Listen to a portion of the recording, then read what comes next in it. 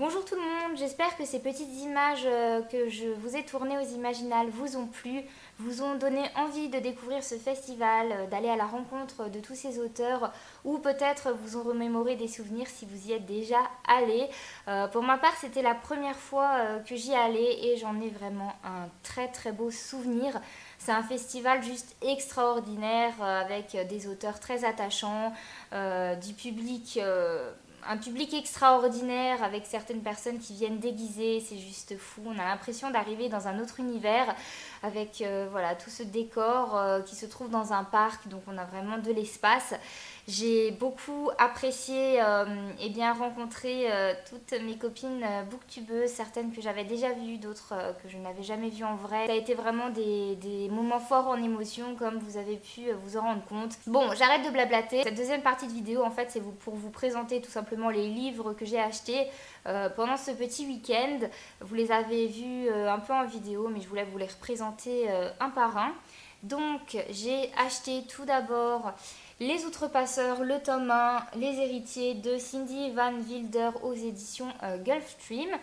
Vous le saviez, si vous aviez vu ma vidéo Love Fact, je vous le disais, j'avais vraiment très hâte d'aller aux Imaginales, avant tout pour rencontrer Cindy Van Wilder, qui est une auteure très sympathique, très présente sur les réseaux sociaux, donc j'avais déjà eu l'occasion d'échanger un petit peu avec elle et j'avais vraiment hâte de la rencontrer en vrai. Et en vrai, eh bien, elle est formidable. C'est vraiment une auteure très accessible, très gentille et j'ai adoré discuter avec elle. J'ai très hâte de lire son tome 1. Ce qui est agréable, c'est que cette trilogie est terminée. Donc si j'aime bien, je vais pouvoir acheter les deux autres tomes assez rapidement. Je n'aurai pas besoin d'attendre. Et voilà, la couverture du livre est juste magnifique. Elle a eu beaucoup de chance pour sa trilogie parce que vraiment, c'est un très bel objet livre. Je ne vais pas vous faire de résumé de chaque livre que j'ai acheté parce qu'on n'en finirait plus. Mais je vous en reparlerai très bientôt puisque j'ai bien l'intention de les lire. Mon compagnon, parce que cette fois-ci c'est lui qui l'a acheté, mais je pense que je le lirai aussi, a choisi de se faire dédicacer L'Instinct du Troll de Jean-Claude Duniac. J'espère que je prononce bien son nom. Et il est publié chez La Talente. À vrai dire, on ne connaissait pas du tout cet auteur. On l'a croisé en conférence en fait. Il a participé à une conférence sur l'humour dans la fantasy. Et il nous a tellement plu pendant cette conférence, on l'a trouvé tellement génial cet auteur qu'on avait vraiment envie de lire son livre. Donc L'Instinct du Troll, donc c'est bien de la fantaisie, mais en même temps en fait c'est un livre humoristique sur le monde du travail. Donc a priori on devrait tous pouvoir se reconnaître plus ou moins dans ce livre. J'ai jamais lu de fantaisie humoristique, mais ça me tente énormément et voilà, comme quoi des fois on a des achats un peu spontanés parce que un auteur nous tape dans l'œil tout simplement par sa façon de s'exprimer ou de parler de son livre. Et là, clairement, il nous a convaincus. Donc, on va voir ce que ça donne. J'ai ensuite acheté Oraison, l'intégrale de Samantha Bailey, publiée chez Brajlon. Ce livre, je ne l'ai pas acheté pour moi, je l'ai acheté pour ma maman, donc pour la fête des mamans. Bon, vous verrez cette vidéo, la fête des mamans sera passée et elle l'aura reçue, évidemment. Je lui ai acheté tout simplement parce que au vu du résumé, je pense que clairement ça peut être un livre qui lui plaît et moi je voulais absolument lui ramener un livre pour sa fête des Imaginales parce que je trouve que acheter un livre, offrir un livre à quelqu'un, enfin, ça fait toujours plaisir, mais en plus un livre dédicacé, moi je trouve ça plutôt top, donc voilà, je pouvais pas m'en empêcher. Je vous avoue que c'est également un cadeau, je dirais pas intéressé, mais clairement je sais que je vais lui emprunter pour le lire, je sais que ma soeur aura aussi envie de le lire, donc voilà. C'est un livre qui va bien tourner dans ma famille. La couverture aussi, je trouvais magnifique et très bien faite.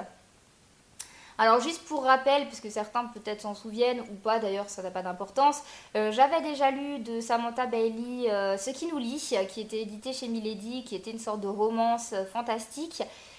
Je n'avais pas du tout accroché, après c'était sans surprise parce que quand je lis de la romance, je sors complètement de ma zone de confort, je ne suis pas fan de romance tout simplement.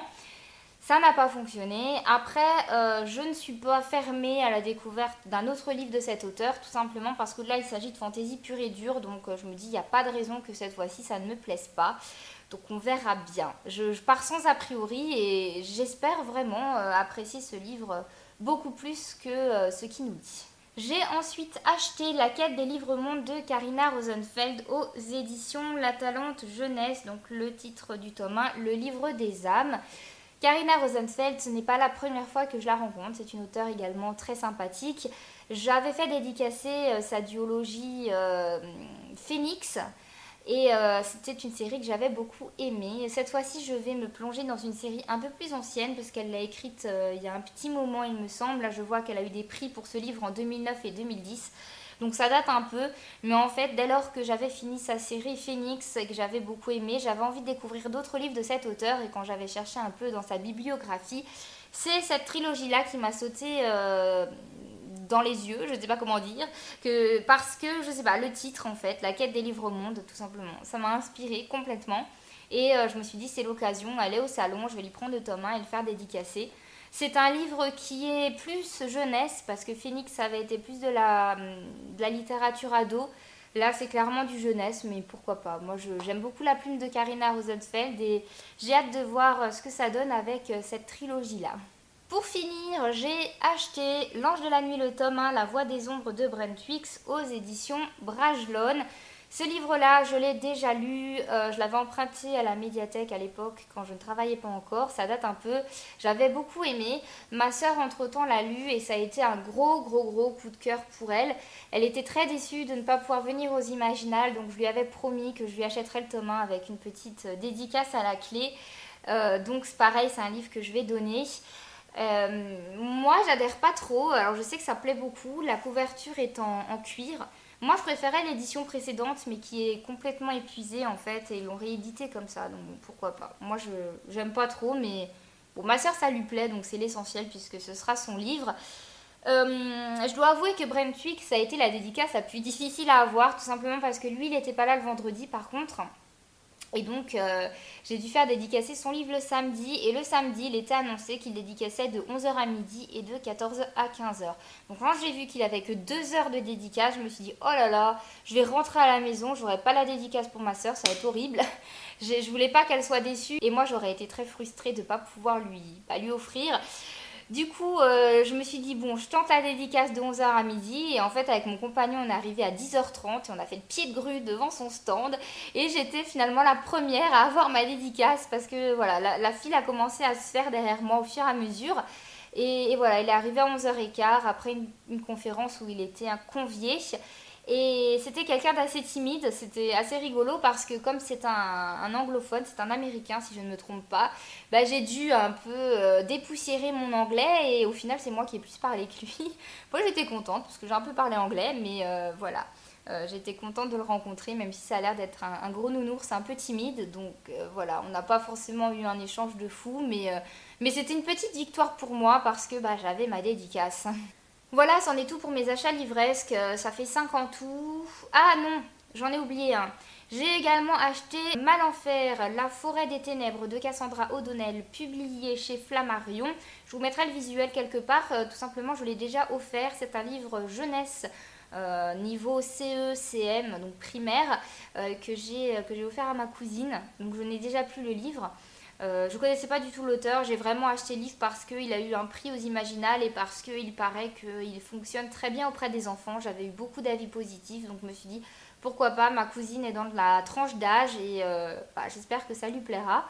Donc voilà, donc j'ai acheté 6 livres en fin de compte, du coup, si je dis pas de bêtises, oui je crois que c'est ça. J'ai essayé d'être relativement raisonnable quand même parce que quand on est dans ce genre de salon, on pourrait tout acheter, hein, clairement. Par contre, je vais encore vous présenter trois petites choses qui n'ont rien à voir avec des livres, mais que j'ai quand même acheté aux Imaginales. Donc tout d'abord, bah aussi ça a quand même un rapport avec les livres. Je ne sais pas si vous le verrez bien, j'ai acheté ce petit marque-page, certains le savent, c'est dans mon logo d'ailleurs de ma chaîne et de mon blog. Je suis fan de lapins, donc quand j'ai vu ça, ces petits lapins avec des bois de serre, bah, j'ai pas pu faire autrement, hein, voilà. Donc il y a écrit le grimoire des animaux fabuleux, qui doit être certainement un livre que l'artiste a écrit. À vrai dire, je ne me suis pas trop renseignée, j'ai juste craqué sur le marque-page. Donc l'artiste, il s'agit de Marilyn Whale, j'espère que je prononce bien. Et j'ai également acheté chez elle des boucles d'oreilles, donc je ne sais pas si vous verrez bien. La première boucle d'oreille, il s'agit, je vous en montre qu'une parce que je porte la deuxième aux oreilles, une petite horloge. Et la deuxième paire de boucles d'oreilles, bout d'oreille, je sais pas pourquoi je prononce mal. Il s'agit d'un petit lapin et en fait voilà, je les ai mis chacune une à mon oreille, je ne sais pas si vous verrez bien. Tout simplement parce que je trouvais que ça rappelait le lapin qui est toujours en retard dans Alice au Pays des Merveilles de Lewis Carroll. Donc voilà, le lapin d'un côté et l'horloge de l'autre. Je viens de voir qu'elle m'a laissé son petit carton, donc je vous mettrai le lien de sa boutique en ligne si jamais ça vous intéresse d'aller voir un petit peu ce qu'elle fait. Voilà, c'est tout pour mes achats au Festival Les Imaginales. Je vous conseille encore une fois vivement d'y aller si vous avez un jour l'occasion parce que c'est vraiment trop bien. Je fais un gros bisou à toutes les personnes que j'ai rencontrées là-bas et avec qui j'ai passé ce week-end. Donc mon compagnon, sa cousine et donc également tous les booktubeurs, tous les blogueurs et tout simplement tous les passionnés de livres et qui ont rendu ce week-end tout simplement magique. Je vous mettrai en barre d'infos le lien vers les chaînes YouTube et vers les blogs des personnes que vous avez vues apparaître sur la vidéo. Je vais essayer d'oublier personne. Si jamais j'oublie quelqu'un, n'hésitez pas à vous manifester, mais je vais essayer d'être la plus exhaustive possible. Je vous fais plein de gros bisous et je vous dis à très bientôt pour une prochaine vidéo. Bye bye!